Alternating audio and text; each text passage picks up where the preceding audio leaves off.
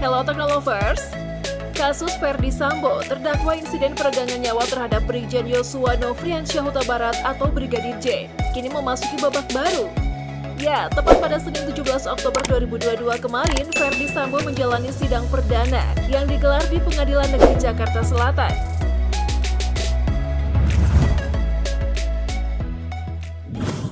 Saat sidang berlangsung, polisi dan aparat keamanan terkait lainnya tampak berjaga di gedung PN Jakarta Selatan.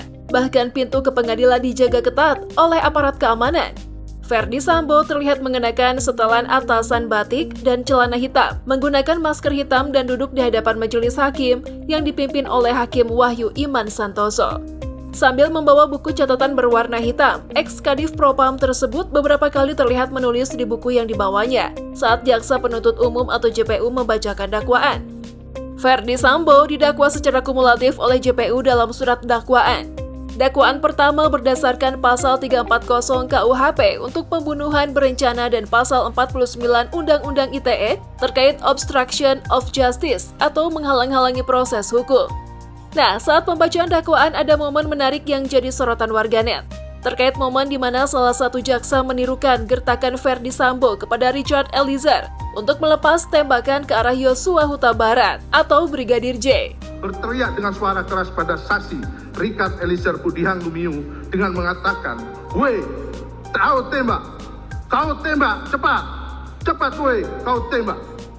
Seketika nama Sugeng Haryadi jadi perbincangan warganet lantaran caranya membacakan kronologi kasus dengan tegas dan intonasi yang membuat pendengar merinding.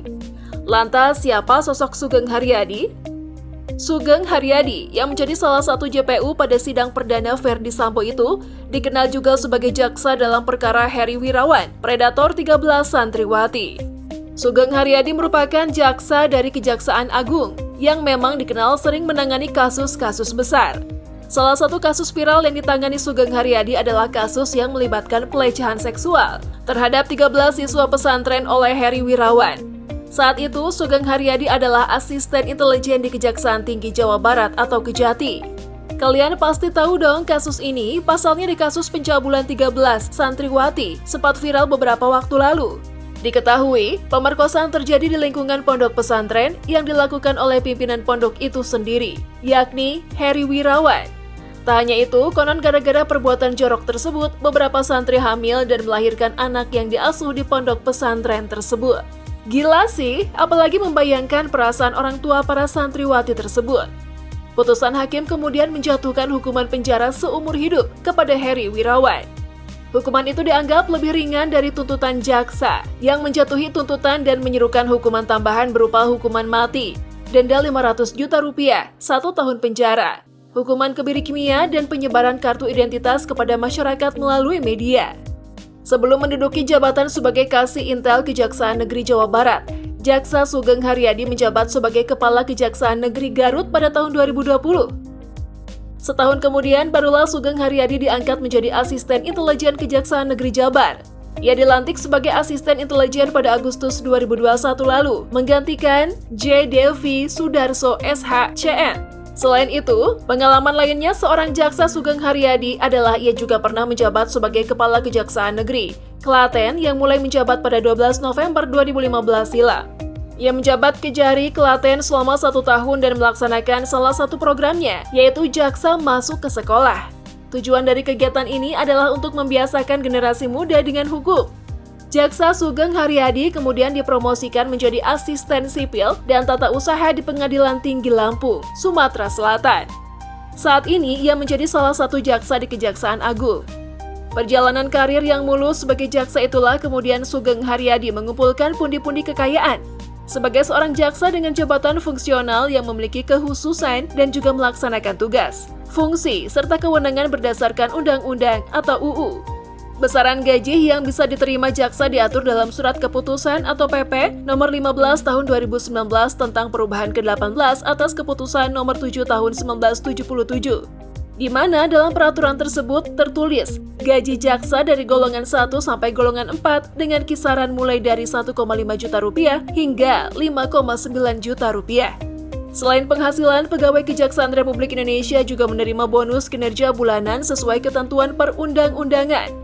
Bonus kinerja diberikan dengan mempertimbangkan bentuk birokrasi, kinerja organisasi, dan peringkat kinerja pribadi. Besaran tunjangan kinerja pegawai di lingkungan kejaksaan diatur dengan Peraturan Presiden atau Perpres Nomor 29 Tahun 2020. Jumlahnya dibedakan berdasarkan nilai resmi.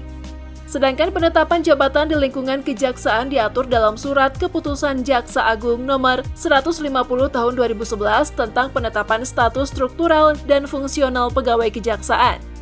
Berdasarkan kelas jabatan yang diatur dari kelas jabatan 5 dengan kisaran tunjangan sebesar 3,1 juta rupiah. Dan yang paling tinggi adalah kelas jabatan 13 dengan jumlah tunjangan sebesar 10,9 juta rupiah.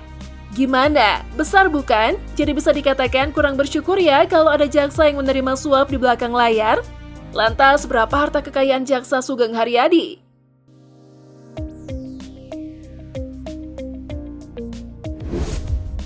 Nah, dilansir dari laporan harta kekayaan penyelenggara negara atau LHKPN, total harta kekayaan Sugeng Haryadi yang tercatat adalah sebesar 2,8 miliar rupiah.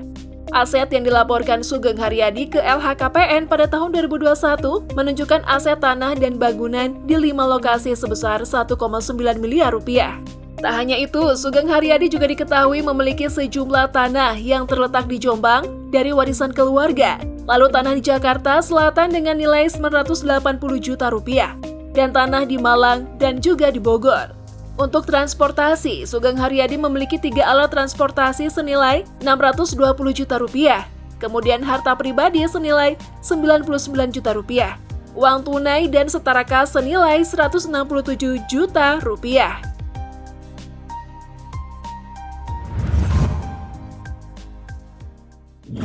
Sebagai masyarakat Indonesia, khususnya keluarga Brigadir Joshua masih menunggu keputusan yang adil. Semoga saja masih ada keadilan di negeri ini. Dan kita tunggu saja hasilnya dari drama panjang yang dibuat Ferdy Sambo ini. Hati nurani adalah suara abadi daripada kebenaran dan keadilan, yaitu suara yang tidak dapat dibungkam oleh apa-apapun juga.